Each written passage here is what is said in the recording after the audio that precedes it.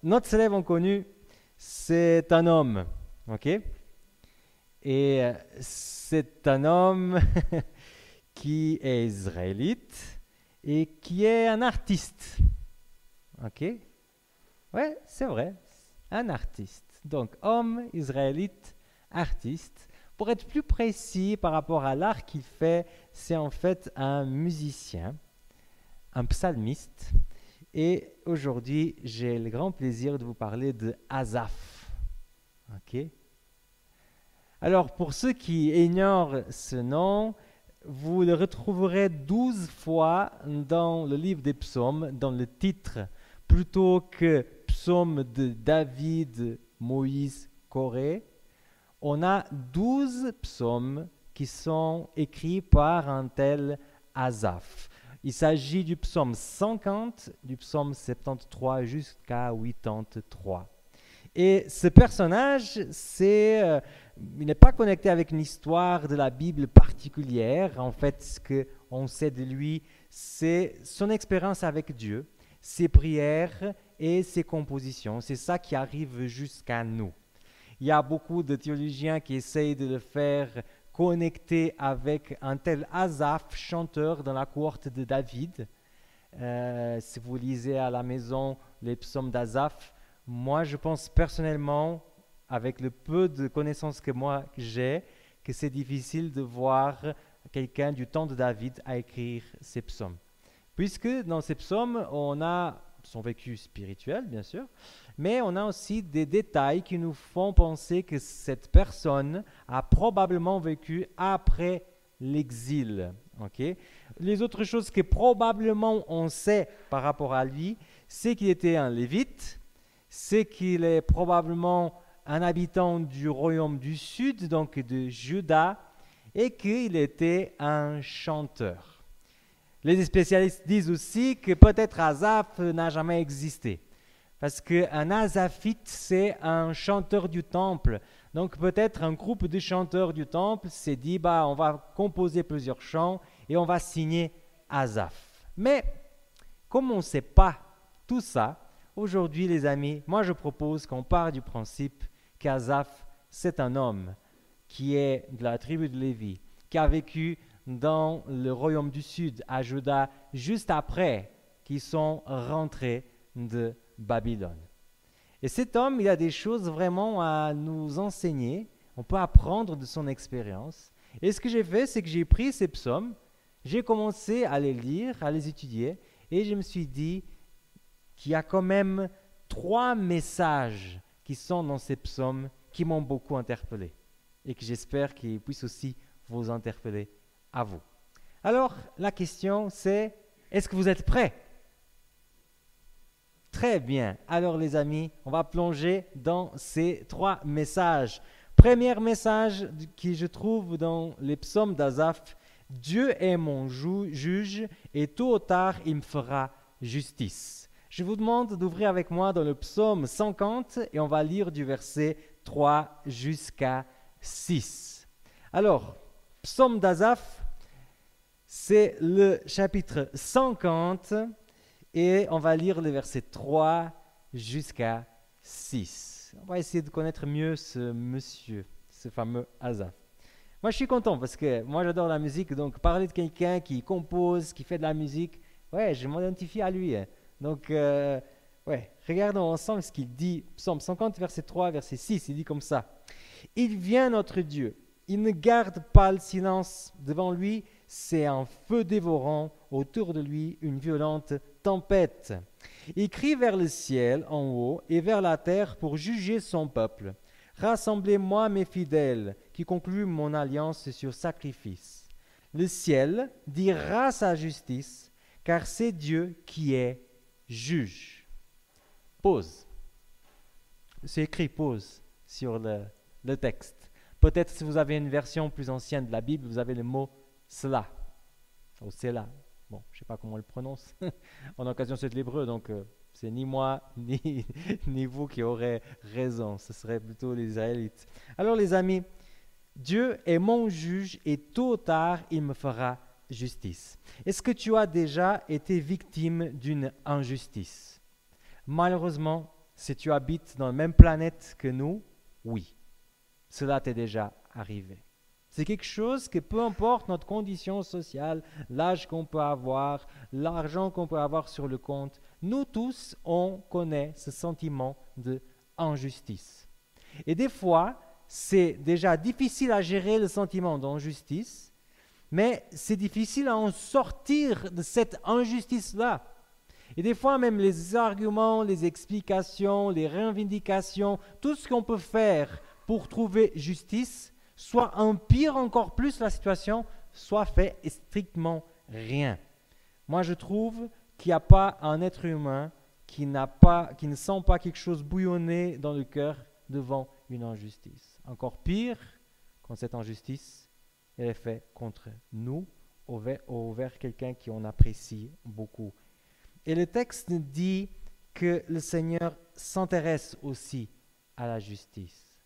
Sauf que ce n'est pas à nous de faire quelque chose, c'est à Dieu de faire quelque chose. J'aime beaucoup la fin du verset 6. Le ciel dira sa justice, car c'est Dieu qui est juge. Pause.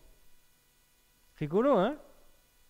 C'est Dieu qui est juge. Et là, le texte dit, pause. Pense à autre chose. N'essaie pas de courir après la justice. Fais confiance que le Seigneur, il est juge et que dans le bon moment, il t'accordera cette justice. Et va faire une pause maintenant. Pense à autre chose. Il y a des gens qui disent, non, mais cela, c'est peut-être une trace d'une partition. Okay? Parce que, bien sûr, vous le savez, les psaumes, c'est à la base des chansons, des chants qui ont chanté dans le temple, qui ont chanté après coup dans la synagogue. Et le fait de trouver ce mot obscur, difficile à traduire là-dedans, qui veut dire s'arrêter, les gens disaient, voilà, c'est un silence comme on a dans une partition. Moi, je pense que ça peut être ça, hein. À nouveau, je ne suis pas théologien, je suis juste un pasteur, donc les théologiens savent beaucoup plus que moi, mais moi, je trouve que c'est très rigolo que dans un texte où le Seigneur dit, c'est pas à toi de gérer, c'est à moi de gérer, qu'il dise pause juste après. Et des fois, c'est tellement difficile. Des fois, le plus facile, c'est de se dire non, je ne vais pas passer ça. Je suis chrétien, mais je ne suis pas stupide. Donc, je vais dire, je vais faire, et on essaie de rétablir la justice par nos propres moyens. Mais le Seigneur ici, il n'est pas en train de nous inviter à l'inaction. Il dit qu'il y aura une action contre l'injustice. Elle ne vient pas de moi, elle viendra du ciel. Est-ce que tu fais confiance que le Seigneur te fait justice? Parce que des fois, on intervient, on essaie de faire des choses, parce qu'au fond de notre cœur, on se dit non, mais Dieu est trop bon, il ne va pas faire justice, il ne va pas faire ce qu'il faut. Pour lui, ce qu'il faut, c'est ça, pour qu'il puisse sentir la même chose. Mais qu'est-ce qu'on veut vraiment? La justice ou la vengeance? Parce que c'est quand même des choses qui sont différentes. Et notre Seigneur, il sait bien faire la part des choses et rendre justice sans faire une tonne comme nous, on pourrait faire. Asaph, il est humain comme moi et toi. Et de la même façon qu'on n'a pas des anges devant nous, on a des êtres humains. Et ce n'est pas un ange qui est en train de vous prêcher, c'est un être humain. On sait que ça, c'est difficile quand il y a une grosse injustice. Et dans en compréhension des circonstances, Asaph dit dans un autre psaume que je vous invite à ouvrir, psaume 74, versets 10 à 11, où on voit qu'Asaph exprime vraiment son incompréhension des injustices. Parce que même si intellectuellement, il sait que l'Éternel est juge, quand il est devant la situation, il se dit, oui, d'accord, tu es juge, mais jusqu'à quand? Le texte dit comme ça, « Jusqu'à quand, ô Dieu, l'adversaire se reprendra-t-il en outrage? L'ennemi bafouera-t-il sans cesse ton nom? Pourquoi retires-tu ta main droite? Sors-la, extermine !» Ah, c'est dur, hein? C'est fort. Il utilise plusieurs fois l'expression « jusqu'à quand ». C'est une expression qui apparaît aussi dans l'Apocalypse. À mon regard, je pense que c'est une empreinte littéraire des psaumes d'Asaph. Mais est-ce que ça t'est déjà arrivé? te dire, ok Seigneur, moi je te fais confiance. Là, on est tous les deux d'accord. Je vais te faire confiance. J'ai appris par la Bible que tu es juge. Donc, je n'ai pas besoin de courir après des choses. Tu vas me faire justice. Ok, mais jusqu'à quand ça va être comme ça? Parce que je veux bien te faire confiance, mais tu sais, moi je suis émotionnel, tu m'as fait émotionnel. Et j'ai juste envie de le taper. Et là, tu me dis que c'est toi qui fais justice. Comment est-ce que j'arrive à faire ça? Moi, je trouve excellent qu'on voit un Asaph qui sait exactement quel est le but, qu'est-ce qu'il veut être, qu'est-ce qu'il veut croire, mais que de l'autre côté se dit, hé Seigneur, jusqu'à quand ça va être comme ça? Parce que moi, je veux voir quelque chose. Ça exprime exactement des fois la façon dont on est tiraillé entre deux choses. Comme l'apôtre Paul disait, d'un côté, ce que je veux être, ce que je veux vivre, ce que je veux mettre en pratique dans ma vie, ce que je trouve qui est bon, mais de l'autre côté, tout ce que je sais qui n'est pas bon, mais que j'ai juste envie de faire dans le moment. Et des fois, cette tension est difficile à vivre pour nous tous. Ce qui fait que, moi je pense que chaque jour, on a des choix très profonds à faire. C'est là qu'on arrive au deuxième message d'Asaph. Chaque difficulté relationnelle est un moment de choix. Chaque difficulté relationnelle est un moment de choix. Le texte de Psaume 73, versets 2 à 3, a une révélation par rapport au choix qui était devant Asaph dans sa vie. Regardez ce qui est écrit. Quant à moi, pour un peu, mes pieds allaient s'écarter du chemin. S'il en est fallu d'un rien que mes pas ne glissent, car j'étais jaloux de ce qui font le fier, en voyant la prospérité des méchants. Il est jaloux de la prospérité des méchants. Combien de fois on envie les méchants parce qu'ils font ce qu'ils font, ils arrivent plus vite ou ils arrivent plus loin, ils laissent beaucoup de cadavres derrière, on est d'accord, mais ils y arrivent quand même. Et nous, on essaie de faire des choses bien, comme il faut, de façon honnête, correcte, et on est tout derrière. Et lui, il est honnête. Il s'est dit, Seigneur, des fois, je me sens que je suis devant un choix. D'un côté, j'ai mes principes, je sais ce qui est correct, j'ai aussi ce que je veux à long terme, mais d'un autre côté, je vois ce qui est correct sur le moment, et je vois ce que l'abandon de mes principes pouvait me donner dans ma vie. Et je suis honnête devant toi, Seigneur. Même si jusqu'à aujourd'hui j'ai choisi là, j'ai trop envie d'aller là, parce que je regarde le succès des méchants. J'aime cet Asaph, parce qu'il est quelqu'un de complètement honnête avec le Seigneur dans son cœur. Il exprime exactement quelque chose que nous on ressent tous, mais que j'ai très peu entendu exprimer dans ma vie de chrétien. Ce choix constant entre ce qui sont mes principes, qui pourront peut-être m'amener nulle part, mais c'est mes principes, et l'abandon de mes principes qui peut-être me pourrait faire avancer beaucoup plus vite, en tout cas dans cette vie ici-bas. Combien de fois on voit ce choix juste devant, dans des petites choses, qu'on peut choisir entre le temporaire et l'éternel, entre le tout de suite et le plus tard, et que c'est difficile des fois à prendre le choix. Asaph, il témoigne comment il a fait son choix. Toujours, Psaume 73, versets 21 jusqu'à 24, il nous dit comme ça, « Quand mon cœur était blessé, quand j'étais profondément déchiré, j'étais stupide, je ne comprenais rien. J'étais comme une bête devant toi. Pourtant, je suis toujours avec toi. Tu m'as pris par la main, tu me guides comme tu veux, puis tu me recevras avec honneur. » Il reconnaît que même si, dans des moments de la vie, quand on a le choix devant nous, c'est très difficile à trancher, qu'il a quand même choisi de rester avec le Seigneur, et que ça, c'est la plus grande honneur. Je n'ai pas la prétention d'avoir toujours bien choisi dans ma vie, et je pense que dans ma vie, je vais encore choisir très mal. Parce que je suis un être humain et c'est malheureusement comme ça que ça fonctionne. Mais en regardant l'exemple d'Asaph, j'aimerais vraiment que ces choix deviennent des choix conscients dans ma tête. Que je sorte dans une sorte de pilote automatique, qui envoie juste ce qui est plus facile, ce qui est plus rapide.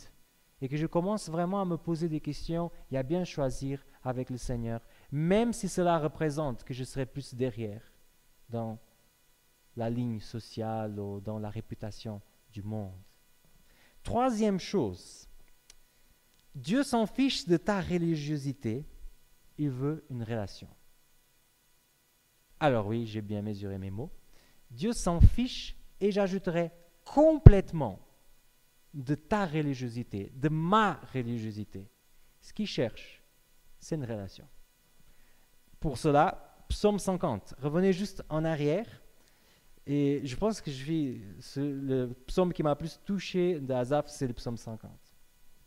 Alors, versets 12 et 15, et je vais vous lire dans le français courant. Je pense d'ailleurs le texte d'avant que j'ai lu aussi dans le français courant. C'est l'Éternel qui parle, ou en tout cas au début. Si j'avais faim, je n'aurais pas besoin de te le dire, puisque le monde entier est à moi avec tout ce qu'il contient. Veux-je manger la viande de taureau et boire les sangs des boucs? Offre-moi plutôt ta reconnaissance à moi, ton Dieu, et tiens les promesses que tu m'as faites à moi, le Très-Haut. Et quand tu seras dans la détresse, appelle-moi et je te délivrerai et tu célébreras ma gloire. D'une façon expliquée simple, Asaph est juste en train de dire, Dieu est en train de dire à Asaph, écoute, tes sacrifices, ok, je peux m'en passer de ça. Mais comment s'en passer des sacrifices? C'est par les sacrifices qu'on a le pardon du péché dans l'Ancien Testament. Oui, mais on avait les sacrifices pour le pardon du péché, mais on a tout un tas d'autres sacrifices, dont les thèmes qu'on voit exprimés dans ce psaume. Il y avait des sacrifices de reconnaissance. Okay? On était reconnaissant que Dieu avait fait quelque chose pour nous, on faisait un sacrifice. Il y avait des sacrifices qu'on faisait pour un vœu. Okay? Je promets faire ça à toi, Seigneur, et pour marquer ce moment, je t'offre un sacrifice. Et le Seigneur, il dit, laisse tomber cette histoire de sacrifice. Je n'ai pas besoin de ta religiosité. Ce que j'ai besoin, c'est que tu sois reconnaissant envers moi, que tu tiennes tes promesses, et déjà, quand tu as un problème, appelle-moi dans tes détresses.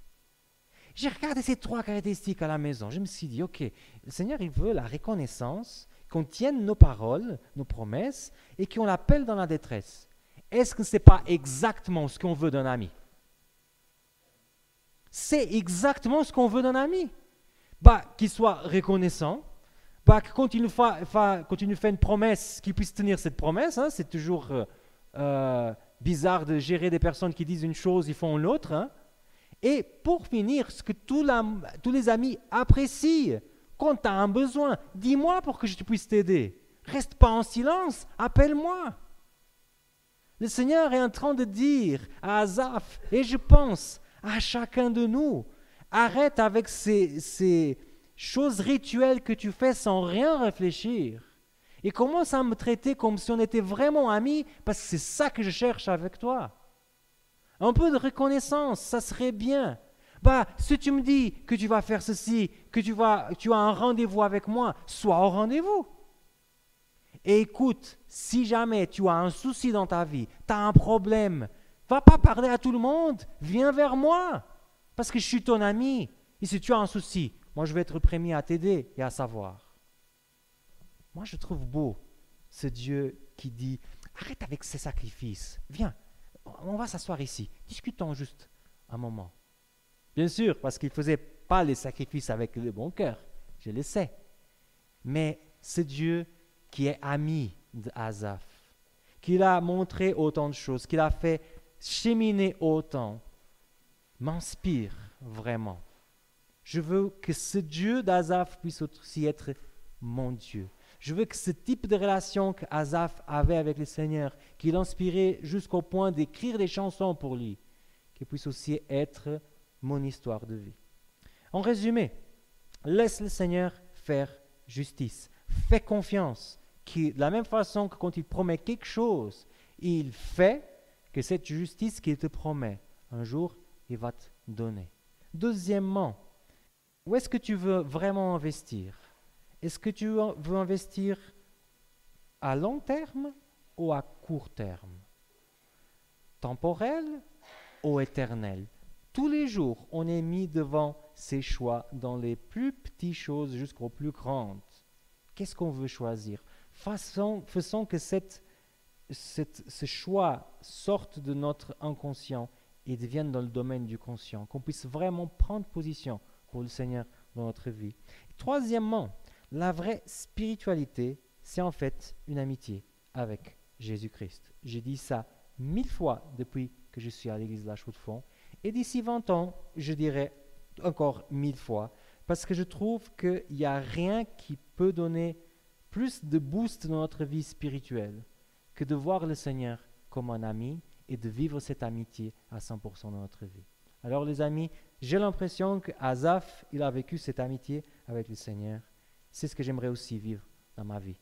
Et c'est ce que j'aimerais aussi vivre dans la vie de communauté qu'on a avec votre amitié avec Jésus-Christ. Alors, que l'Éternel nous bénisse. Amen.